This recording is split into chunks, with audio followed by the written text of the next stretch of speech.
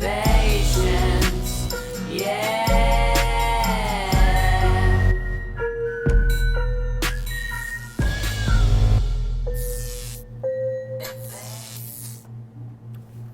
What? What's up, Z-Pack? It's your boy Z-Dog MD, Mrs. Dog MD. We are a couple of married doctors doing a show. Tom Heinemer, what do you think? I think it's crazy. It's what we do. It's also Father's Day. Happy Father's Day. Thank you. To the best father that I ever married. I just did the math on that. I'm not sure it works out in my benefit. One guys, out of one. One out of one. Guys, today we're talking about something really interesting. It seems like we have a pretty good record of putting up memes that are funny as hell and anger everybody at once in a totally unexpected way. For example, we just put up yesterday this meme. Go ahead and hit that meme, Logan.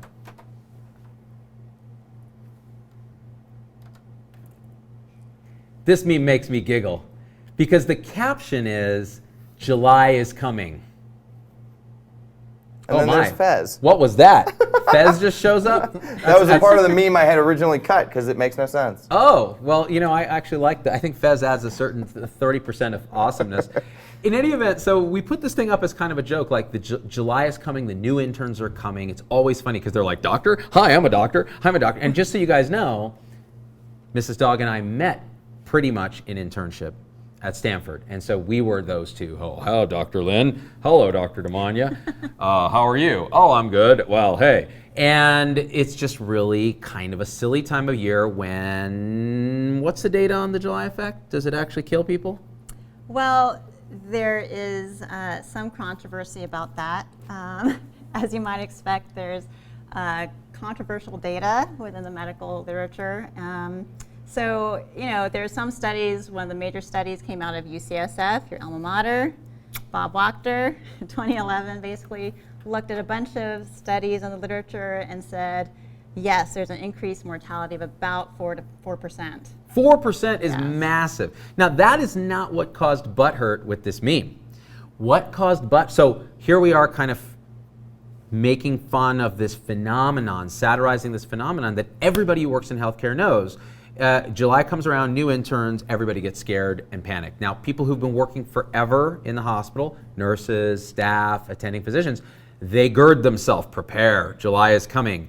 And when I was an attending at Stanford, I did the same thing. July was a miserable, miserable month and an exciting month at the same time because you meet new people who are excited. They have that idealism that gets beaten out of them probably in just a couple of weeks. But before it's beaten out of them, you really see the passion to help people and the fear. And you know, attendings can sense fear, and so can nurses. Right. And so part of the funniness of this meme is a lot of nurses left comments saying, "Oh yeah, you know, here we go. They think this." And I remember one of them in the OR put shoe covers on his hands as gloves and was wearing a bouffant cap on his feet. That is funny. As a shoe cover. I think I did that. And remember the first time you scrubbed in the OR and the nurse had to help you, the scrub tech? Actually, no. I do, because I was like, ugh, because you put good. it's a whole process, Tom. Like there's a whole ritual that you go through where you have to put your hands out and you have to do this and the gown comes on and the nurse helps you do it.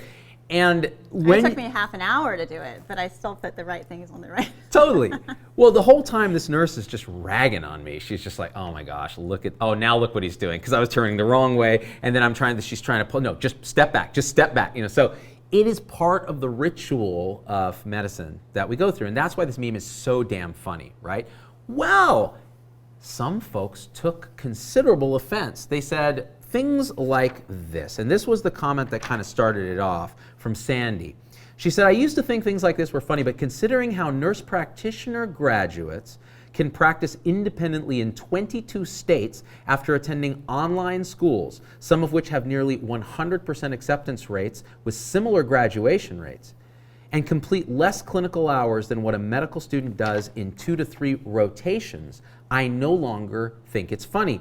There are even nurse practitioner schools now that don't even require previous nursing degrees.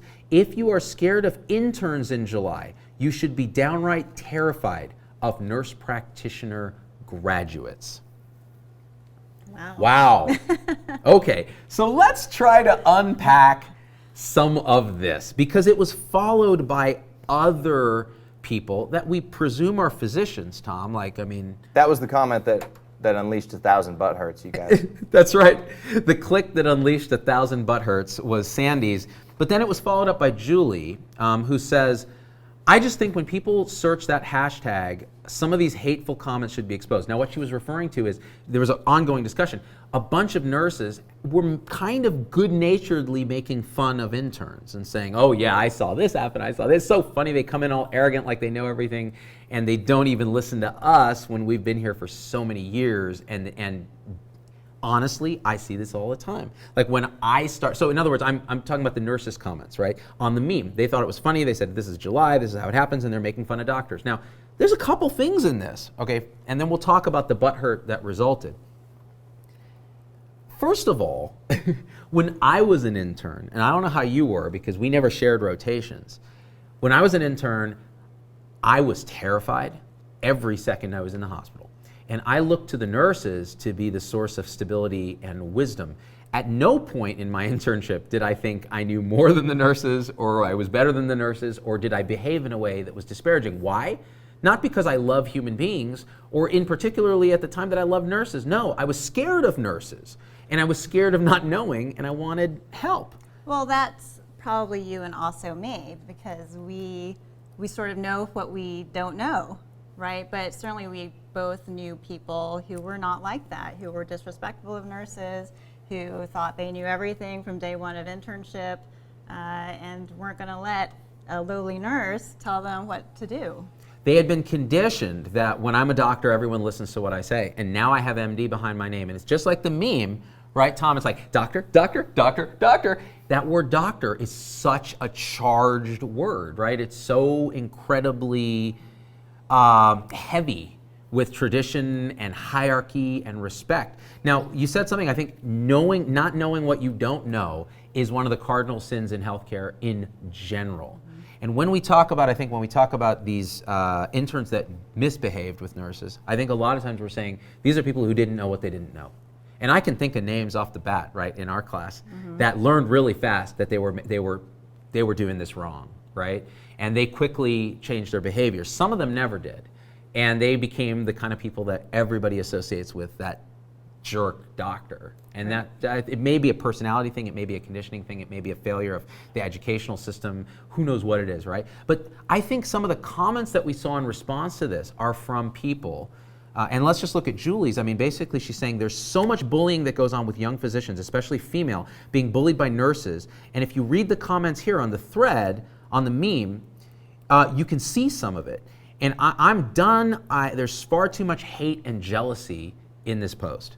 Now, just unpack that comment for a second. So here's someone who, it feels like they were bullied. Sounds like it, yeah. Now, when you're the victim of bullying by anyone, whether it's nurse or doctor or anyone, then sure, there's a very low threshold for butt hurt to kind of trigger that. But then in the same sentence, she says there's too much hate and jealousy in this post. Now, this is something I hear from doctors when they take a crap on nurses or nurse practitioners. Well, they want more power because they're jealous of us. They're jealous of our training and our ability and our prestige. And this, to me, is a path towards madness. But what do you think? Well, I think that the original comment, where is it? Sandy's. Sandy, talking about nurse practitioners practicing independently in 22 states after attending online school. So, I actually looked into, I have no idea what really the training is of nurses and nurse practitioners. And frankly, all of the different licensures and degrees of nursing do kind of confuse me. So. Oh my God, MSN, BSN, APRN, it goes on and on. If I misspeak, I apologize. I did my best to research it on Google, and we all know how trustworthy that is. If you send hate mail to my wife, I will find you and I will kill you. Or I'll have Tom kill you. Okay, so the training of nurse practitioners in general is that they usually get a BSN first, a Bachelor's of Science in Nursing, which is kind of like nursing college. So you go to college, you get a nursing degree. So after that, a lot of programs do require that you practice as a nurse for maybe a year, and then you can go on to get, enroll in a nurse practitioner school, which often is online school because these are people who are already practicing nurses. They have families, they have a full-time job, but they want to, they want to increase their job prospects. They want to, learn more things for themselves in their career. I think that's great, And the MPs often are going to be 2-year programs, which are, and at the end of that, they'll basically get a master's of science in nursing, or they can go on to get a doctoral degree. And I'm talking about this really more for the physicians out there because we don't know exactly what the training is. I'm just not talking for the nurses out there since you obviously you guys know better than us. But it's just like SBAR. Do you know what SBAR is? No. SBAR? It's apparently a thing that nurses do: situation, background, assessment, recommendation, something like that. I don't even know, but it's the way that nurses are supposed to communicate with other people in the hospital when they're giving information. Most doctors have never heard of this thing. And when nurses are on the phone telling us this stuff and we're like, no, snap it up, come on, we're forgetting, no, this is part of how they are trained to actually efficiently deliver information in a way that they don't forget anything. So the fact that we don't walk in each other's shoes is a very tricky thing. And the whole framing of this whole episode is, how do we build Health 3.0 when we're busy hating on each other in Health 2.0 and 1.0? So the idea that nurse practitioners do all this training, and look, do you think then that this idea of like the online schools is a problem that Sandy had brought up, that they're, that it's not the same as being trained? Well, I think online schools traditionally get a very bad reputation, but the reality is that a lot of education is heading online. So in medical school or even college, be honest, how many lectures in person did you actually attend? It's a goose egg.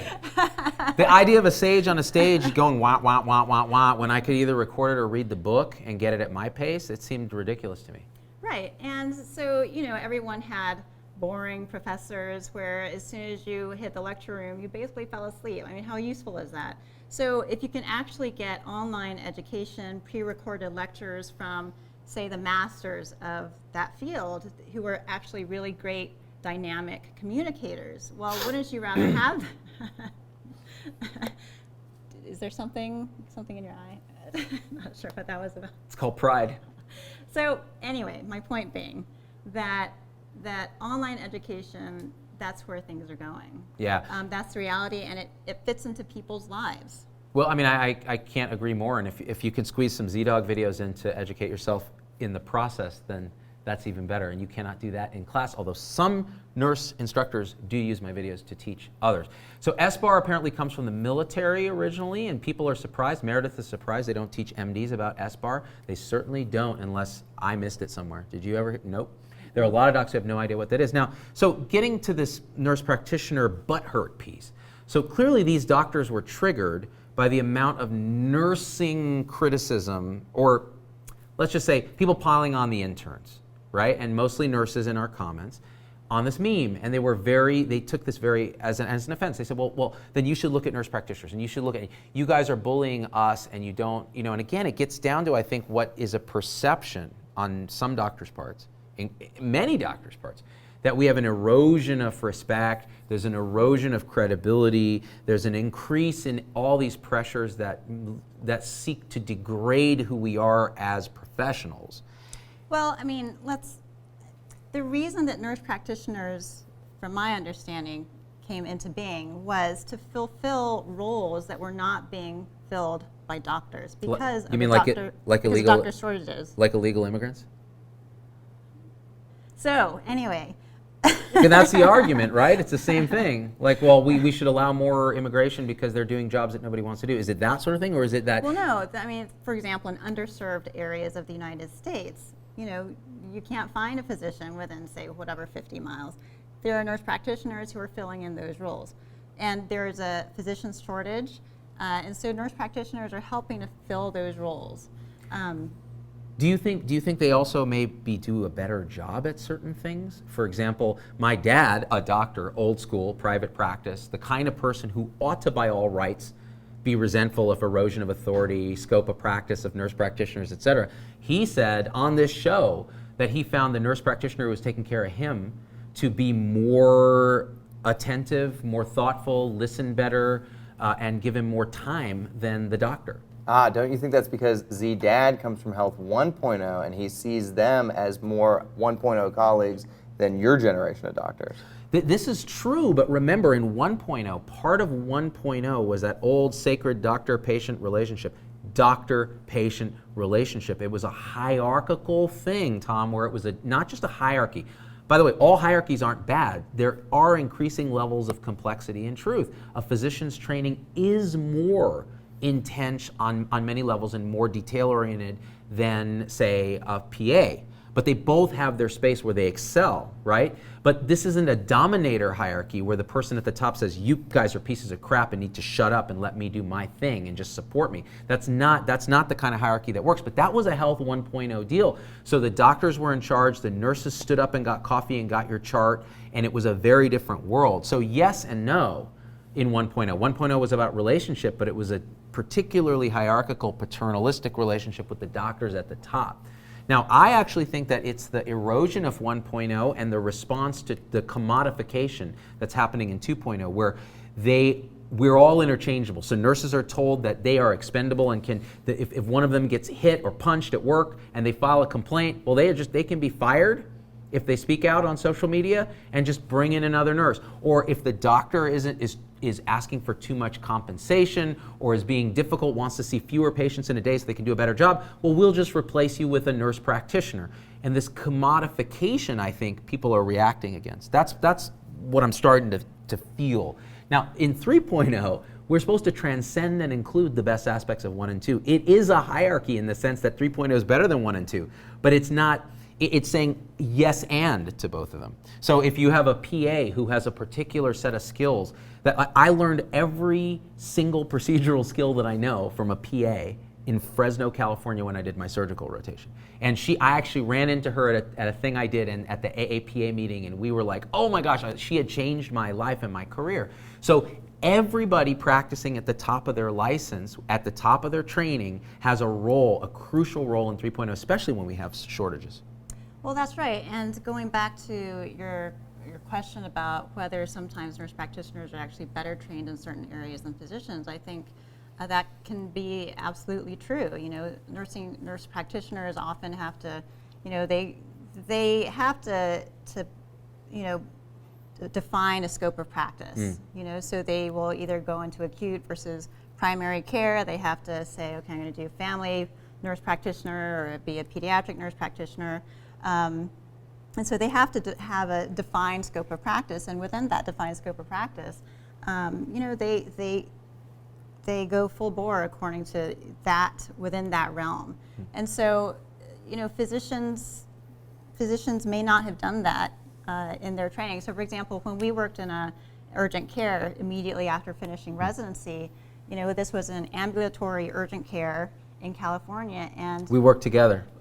We were moonlighting together. So, well, that's a small aside, which is that working together with him, being as sociable as he is, I had to see so many more patients because he was always yapping with everybody. With the nurses, with the PAs.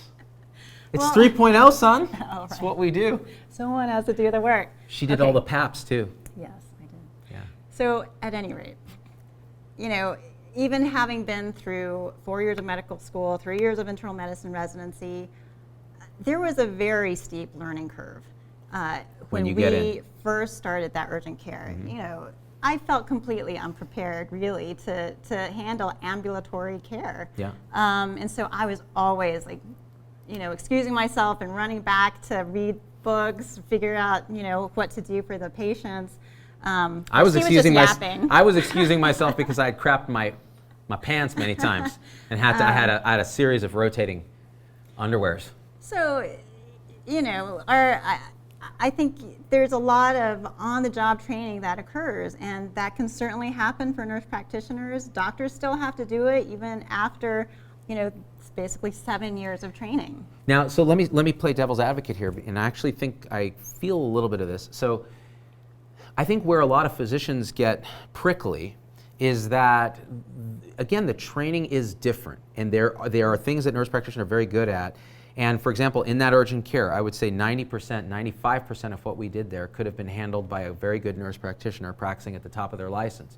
But that 5%. 100% of mine, because I was doing all the pelvics. She was doing all the pelvics. But I saw acute strokes. I saw subtle strokes that ended up being real strokes that I sent to the hospital because of a subtle finding on the neuro exam. I saw early acute myocardial infarction that looked like GERD. So really things that required 3 years of intensive inpatient training to be able to tease those out. And there is nobody that will convince me that you can do less clinical work and still pick up those nuances. It's very, very hard. Now, there may be a nurse practitioner who's practiced for 10 years who gets those nuances and works in cahoots with a doctor and they can learn from each other. And that's the thing, it's not just supervisory. They learn from each other too. Just like I learned from PAs and I've learned from nurse practitioners, we teach as well. And that's the magic of 3.0. We work in this very cooperative, it's not a dominator hierarchy. There may be hierarchy, like I may know more about acute myocardial infarction than a nurse practitioner who's been doing family medicine for a long time.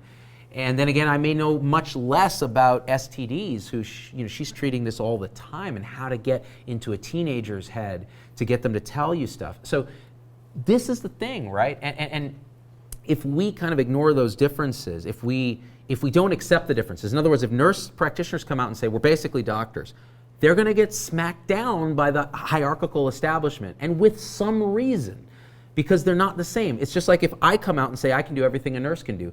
Bullish. I can't even put a Foley in anymore. You can hardly do things that doctors do. Okay, that's just rude, and also probably true. But do we need to change some of the languaging here, Z? Because like Allison makes the point, nurse practitioners hate being called mid-level care providers. Yeah, I don't use that term.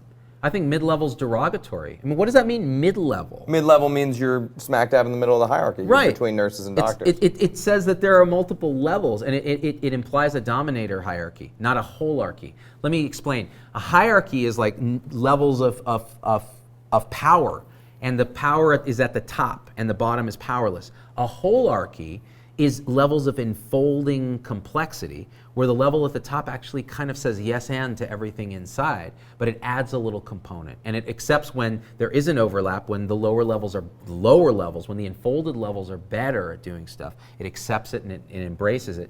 That's how 3.0 has to work. It has to be a holarchy, not a dominator hierarchy. So terms like mid-levels are shitty terms.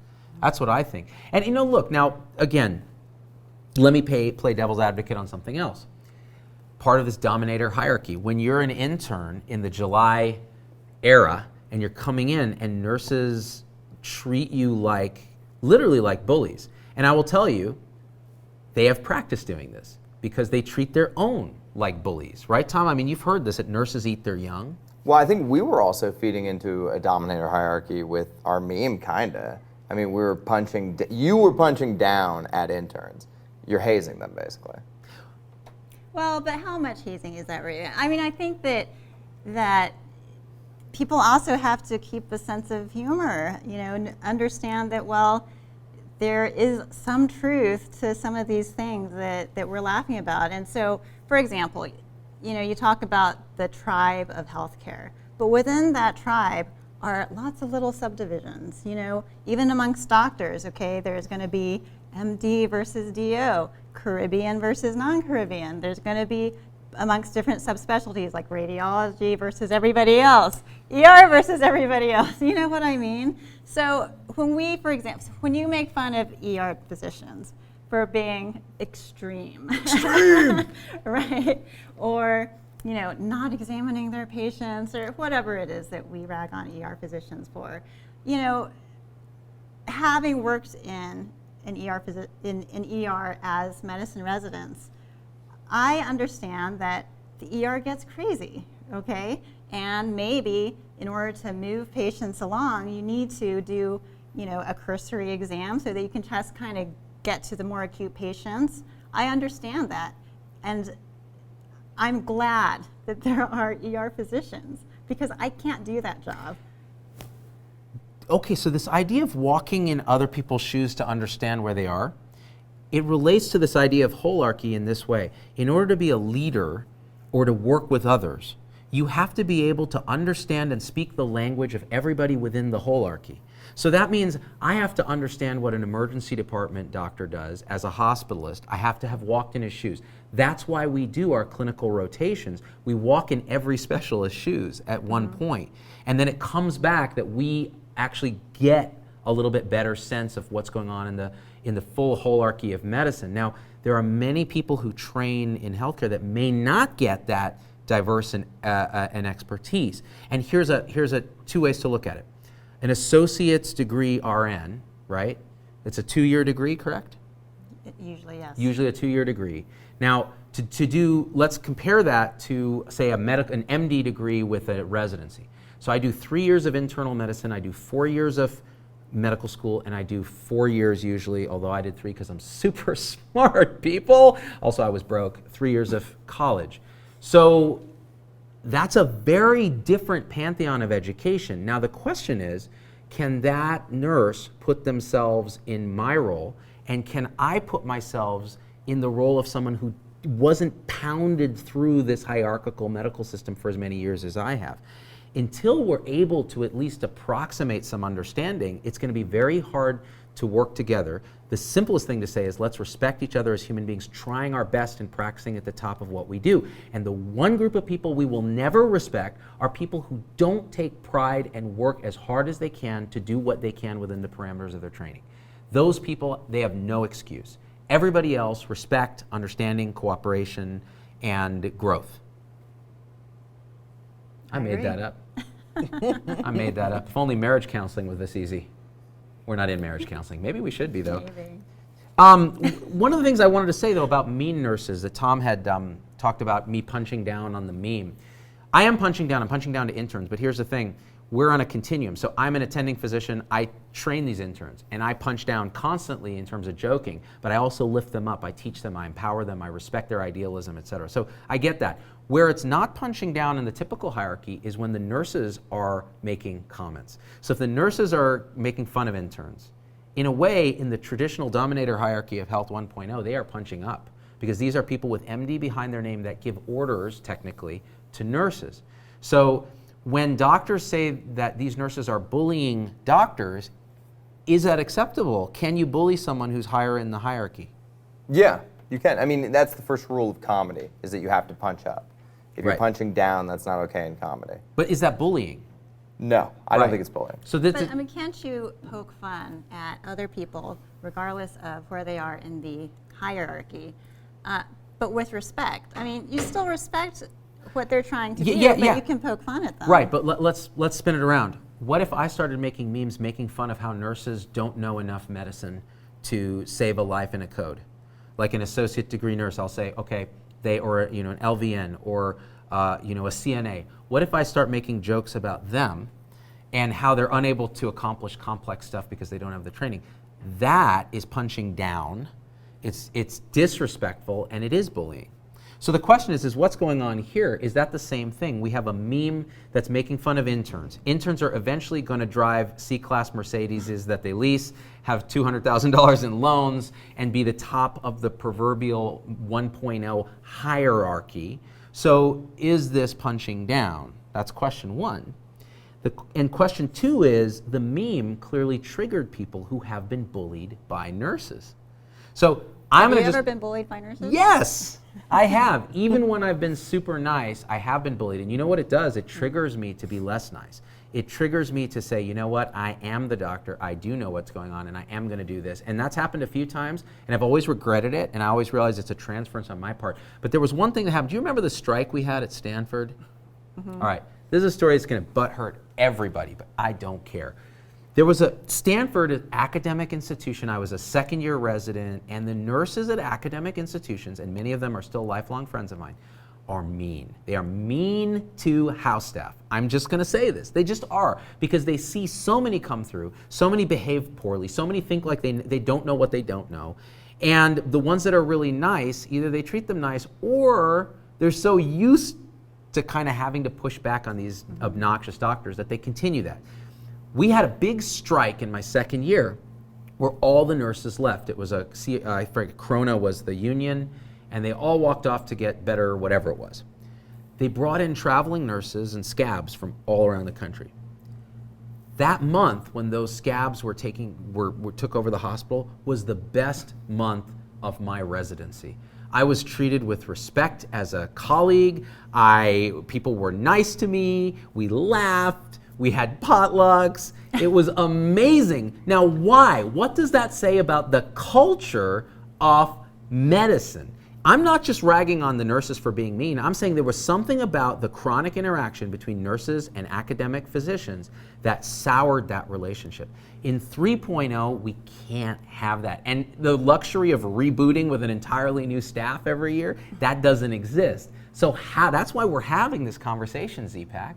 Because if we can't even talk about these dicey things, right? That's why I think the meme is important. Like none of us suspected this meme was going to trigger such a butthurt storm. And all these conversations now in the comments, I think it's fantastic. Because now we get to talk about something that we weren't going to talk about, right? Karen says it's absolutely true. I see RNs bullying docs way more than I see docs bullying RNs. I think there's a fear of and this isn't exclusively the case, because I see docs being complete jerks. And this is a personality disorder. I mean, this is like you're taking what little respect has been given to you and you're abusing it. Is there an X though where it crosses? Like the nurses got to get their licks in now before the docs rise up through the organization? I think there's Maybe a component. training them, Yeah. training the doctors Well, to you'll be hear- respectful. That's true, right? You'll hear nurses say like, "Oh, we got to train these little ones Right. to get to understand who knows what's up." And you know what? I get that. It's a very militaristic training environment. It's very hierarchical. And honestly, a charge nurse has a lot more experience and power and understanding than a first-year intern with the first week on the ward. I mean, no doubt. I walked into CCU, the most experienced nurses on the planet at Stanford, CCU, and my patient was coding. And I looked like a deer in the frickin' headlights. And my resident basically humiliated me in front of everyone. He's like, "Why are you standing there? Your patient's dying. Come on. Do compressions, do something, make yourself useful." I walked into the ward just like that. Is it Father's Day? It is Father's Day today. Do you have a special visitor? I have a special visitor. Come here, Z-Pup. Oh, come over here. Do you want to tell everybody what you made for Daddy What did you Day? make Daddy for Father's Day? Come on now, Come Daddy. on. I heard you're cooking nowadays. Did you make some food? I made him an omelet, It was so good. What did it have in it? Do you remember? ham and cheese, and lots of butter. Ooh, she took like half a stick of butter. She's like, "I know Daddy's low carb and hecka paleo." So she melts in a whole half a stick of butter, and then I was eating it just going, "This is the best eggs I've ever had." That's called French cuisine, Z, when you That's add a lot of right. butter. And the French paradox, they live forever. They eat hella saturated fat. Hey, real quick, so the term scabs in reference to travel nurses is offensive, Temperance says. Replacement nurses are needed to progress and for the strike to even be able to occur. So I want this to be part of a larger conversation about verbiage and Yeah. how important that is. Yeah. By the way, mid-level provider is not okay, right? Scab.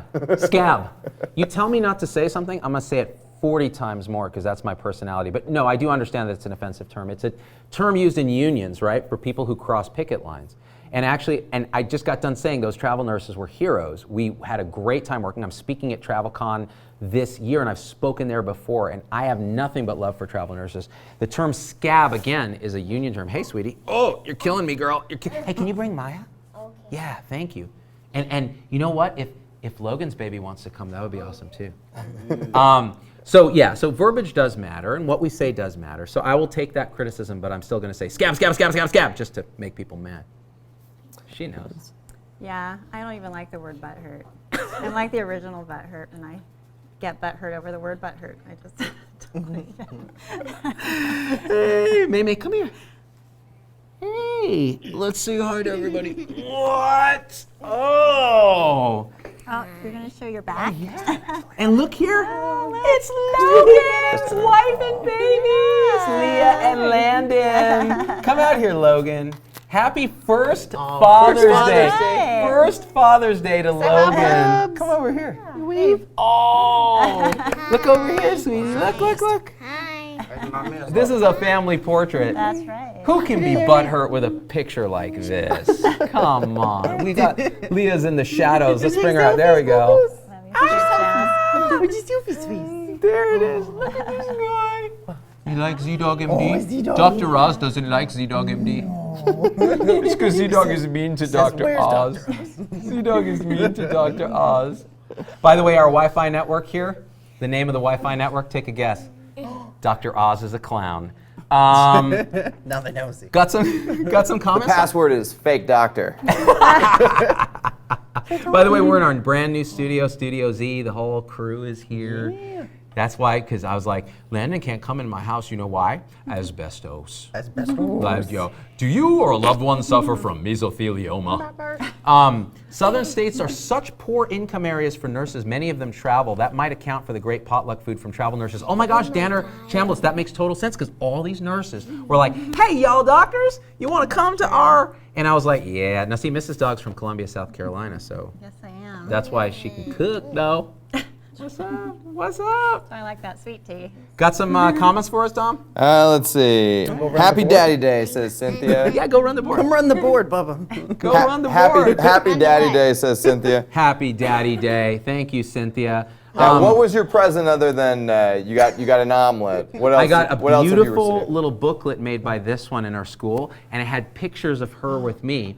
And the different pictures said different things that she likes to do with Daddy. And one of them was snuggle, which it had a picture of a bed and this bald-headed guy and her with hair. And then Mrs. Dog was like, I don't get to snuggle. How come, who likes to snuggle? I want to snuggle right now. I'm like, well, I just worked out. I'm kind of gross and I got stuff to do. So, Another one said that she would give Logan. Daddy 9 diamonds because he wanted to be richer than everyone else. And I was like, no, I don't want to be rich. I just want to be famous. It's very different and very much worse. Look at show me the board again. Oh my gosh. Running. Yeah, oh yeah, there it is. Smash the All right, buttons. there- Board's oh, back. That is Run amazing. the board, man. Run the board. Yep. Run the And you board. know what? You got to keep your phones on, dude. We call these cans in the business. Put your belly away. At this point, Tom is the only one here who's not a dad, except he has a really Redley. adorable dog that's like an Instagram sensation. I'm a father to a fur baby. Follow him on Instagram. #ReadyJune. So cute, you guys. You haven't seen Uncle Tom's dog. Hey, how come you're not in the picture? There we go.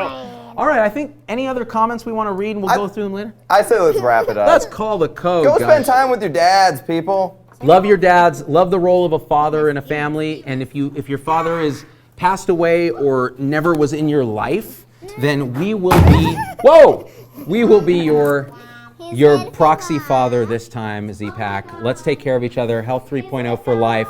Love the nurse practitioners, the PA, and the doctors, and everybody working in a team. That is the father of all fathers, people. There he is. Yeah, we out. Just give me that.